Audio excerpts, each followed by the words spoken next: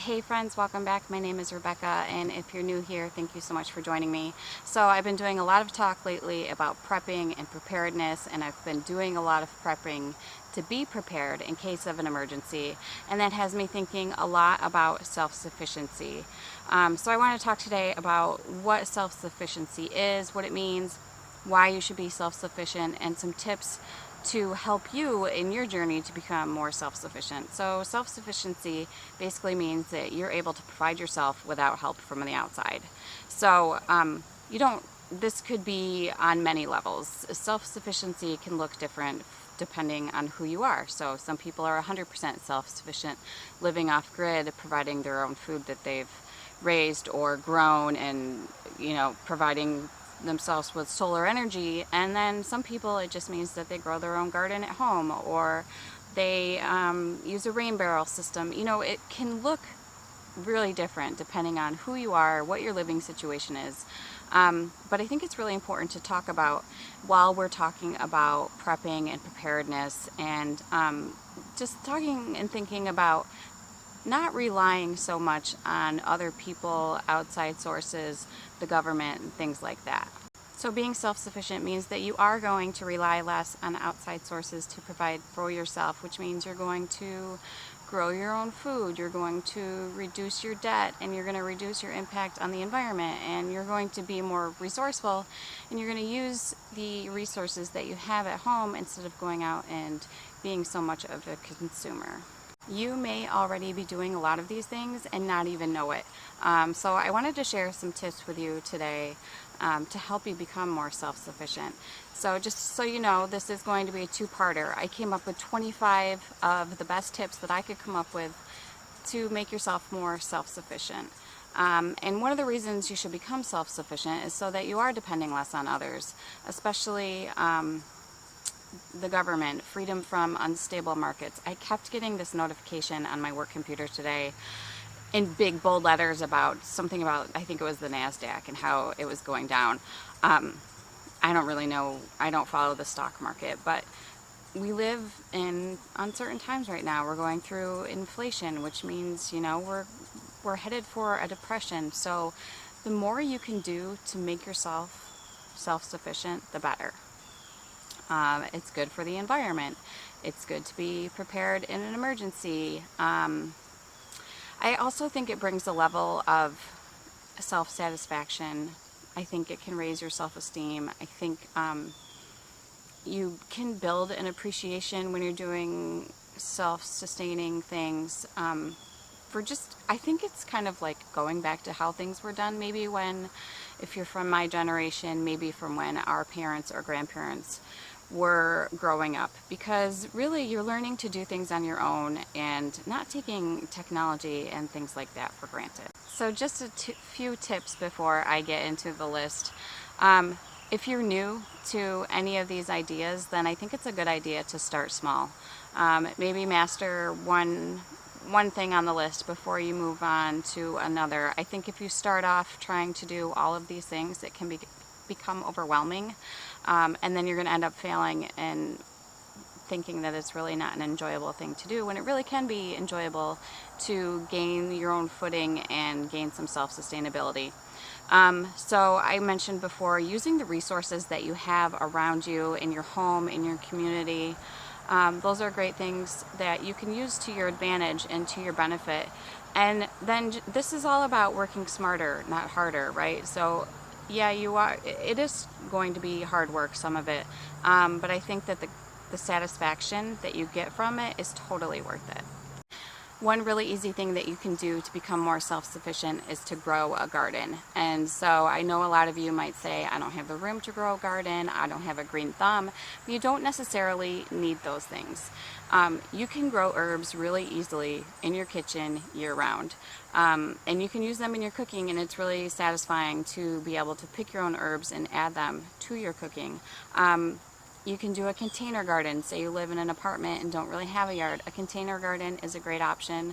Also, vertical gardens take up less space, and if you find a crop that can grow vertically, I think that's a good idea as well. If those maybe aren't an option for you, check in your neighborhood, check in the towns around you to see if maybe there is a community garden that you could be a part of. We have a community garden in the town next to us, and it has gotten really big and grown a ton in the past few years, and it's really great to drive by it and see how many little plots of gardens there are now, and how people are taking advantage of that who maybe don't necessarily have the room at their own home or apartment to grow an actual vegetable garden. So along with the idea of using the resources that you have available to you, if you're going to do something like a community garden, use the resources of the people that are right there growing things in the community garden. I imagine that maybe there's people there who one person grows a crop of cucumbers and another maybe grows zucchini or squash, and then they trade those items. So that's a really good idea for you to do if you are going to use the option of a community garden. Not all gardens have to look the same, and just because it's not a huge vegetable garden doesn't mean that it's not a garden. So grow a garden. It feels great to grow your own food and provide for your family from the things that you have grown. Another great tip to become more self-sufficient is to learn how to preserve your food. So this means things like canning, dehydrating, freezing, fermenting your food. These are all things that you can do that if you do have a garden, ways to extend the life of your crop. Things like freezing food is obviously very easy to do. Canning takes some skill, and there is a little bit of science involved. You've got to make sure that you're doing it correctly so you're not contaminating any of the food, and that the food actually is sealed properly so that it doesn't go bad and is shelf stable. I think it's Ball has like a complete canning guide and book that is a really good resource that you could use if you are new to that. But preserving your food, extending the shelf life, is another great way to be self-sufficient. If you are going to grow your own vegetables in a garden, another way to become more self-sufficient is to save the seeds from your harvest and use them for next year, so you don't have to go out and buy starters, or you don't have to go out and buy seeds. Admittedly, there is a skill to this as well. Seedsavers.org is a great resource if you're new to saving seeds, because sometimes it's not just as easy as taking the seeds out, and they have to dry properly. Some seeds are more finicky and don't save as well as others. I learned this lesson the hard way last year, not with vegetable seeds, but I was saving flower seeds, and I did not let them dry out properly, and I lost a whole crop essentially of flowers because I didn't save them properly. They got moldy, and then none of them are viable to grow. So there is a little bit of skill involved in that, but that is another great way that you can become more self-sufficient and do things on your own, and it's really gratifying too. Starting a compost is another great idea. It's great for the environment. It produces less waste, and I actually started my own compost this year, which there are actually some skills involved in this too, I guess. Maybe not skills, but some rules that you should follow about what you should and should not compost, and the number of greens to carbon that you should be adding to your compost pile. There are a ton of great resources right on YouTube, tons of videos that you could watch on how to actually start a compost and how to maintain it. So like I said, I started one this year. I felt really not right about just like wasting all the food scraps that I had from cooking fruits and vegetables and stuff like that, and I was like, what a waste to just throw all this stuff away when I could be throwing it into a compost bin. So by making a compost bin, like I said, you're gonna save the environment, you're gonna enrich your soil, your fruits and vegetables are gonna grow better, and you're gonna reduce waste. So all in all, it really is a great thing for the environment and a great thing to do. This next tip is not going to be practical for everyone. Honestly, it's not something that I do, but it is an option for some people, and that is to raise chickens or livestock or bees. I would love to have chickens. I think there's enough room on my property for it. My neighbor and I joke all the time about having our own chickens. It's not something right now that works for our family, but it is definitely something that I would love to do in the future. Livestock is not an option for us, but I have heard from several people that once you learn the basics of raising bees and chickens, that it really is a simple thing to do. It's fun and it's gratifying. If you can't do those things, if this isn't a practical option for you, buy these things locally. So my husband and I and our neighbors, we just bought half of a cow and shared it amongst ourselves. That was a local farmer, from local cow, local butcher.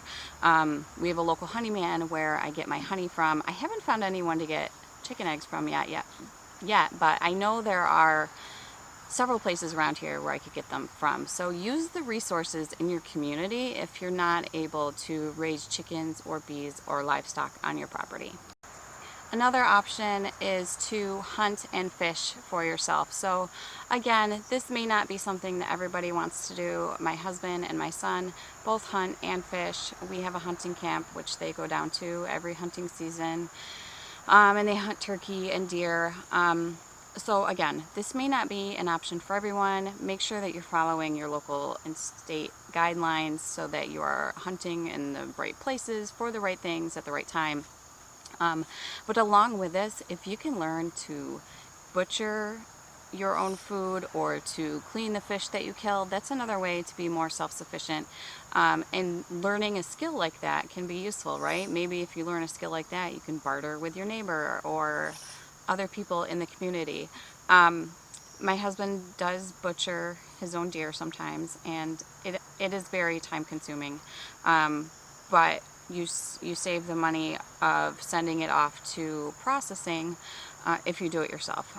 It's time consuming and it's a mess, and you will not have the use of your kitchen for the entire day, but it is an option. And cleaning fish obviously is much less time consuming, still messy, but those are both options that you could do if you were to hunt or fish for your own food. So another option to become more self-sufficient is to collect rainwater.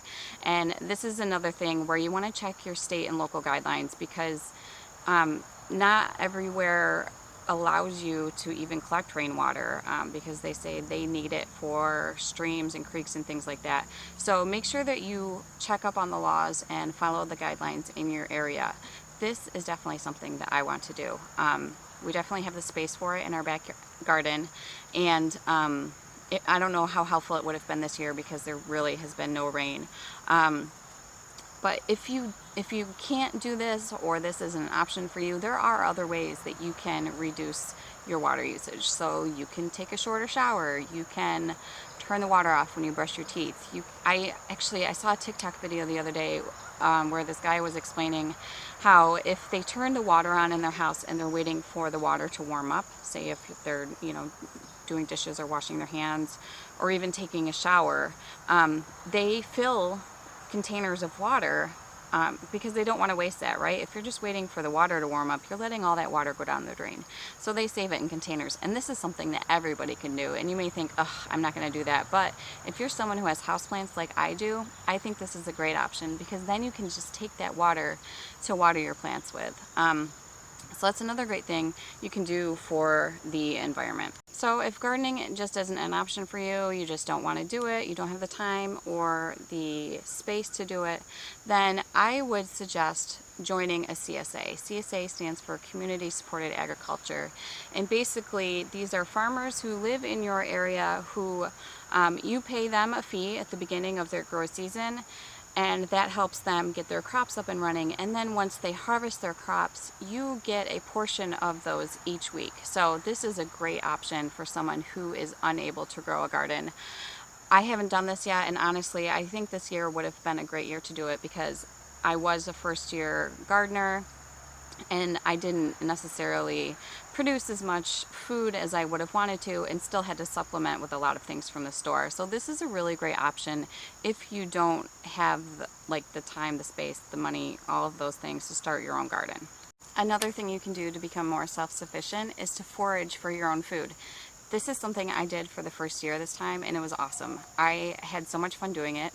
I foraged right in my own yard. You can find wild onions, you can find berries and dandelion leaves and mushrooms and all sorts of things. You do want to make sure that the things that you are foraging for have not been treated by any chemicals. You want to make sure that it's, it's not where a dog is using the bathroom. And you also want to make sure that you are correctly identifying the things that you're foraging for.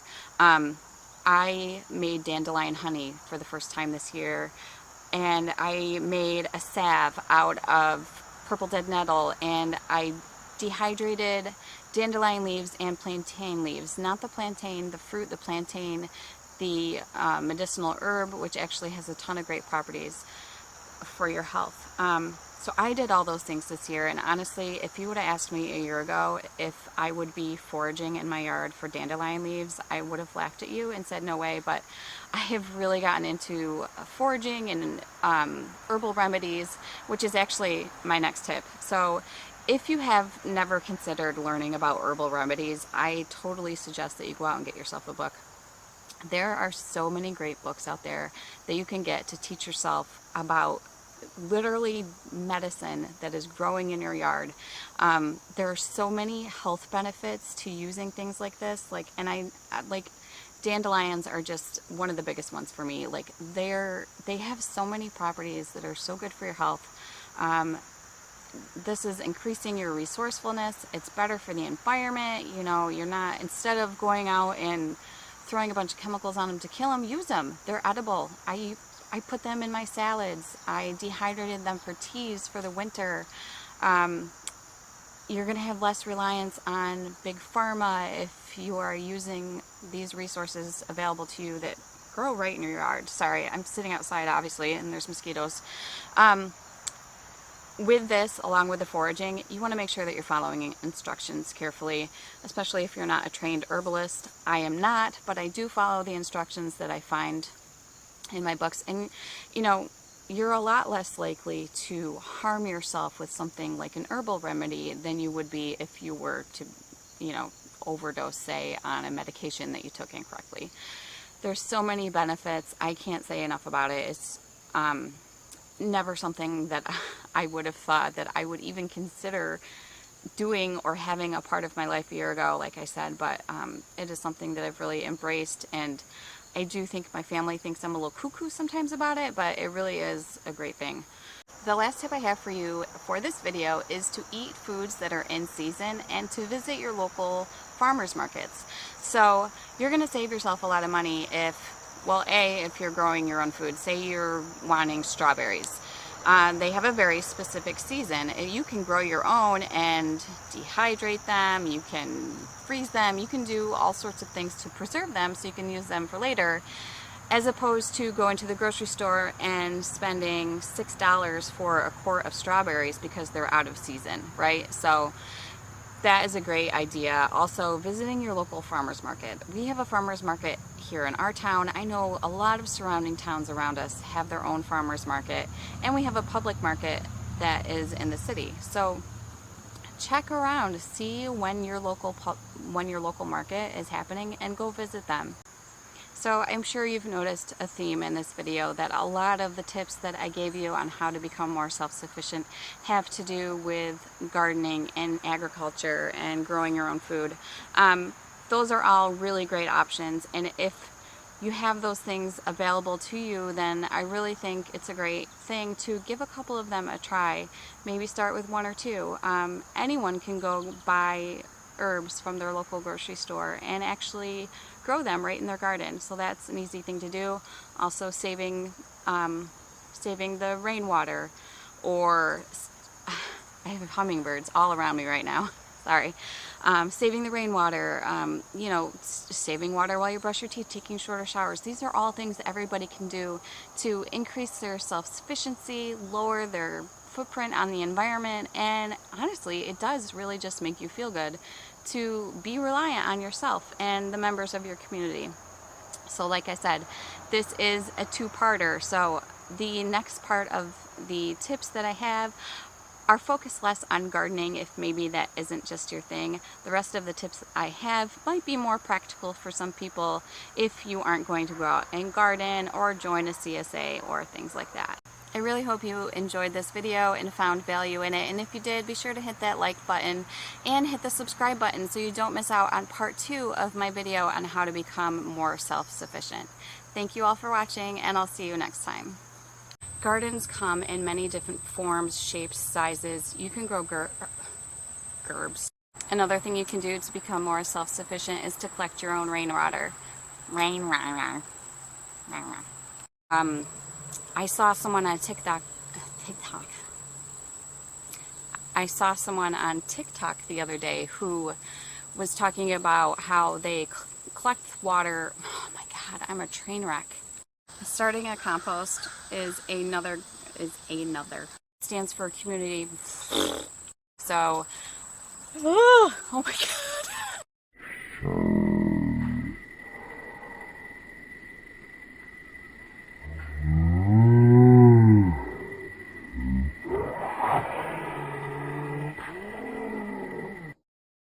I'm sitting in my garden and this mole or mouse or something just came jetting out right next to where I'm sitting and scared the daylights out of me.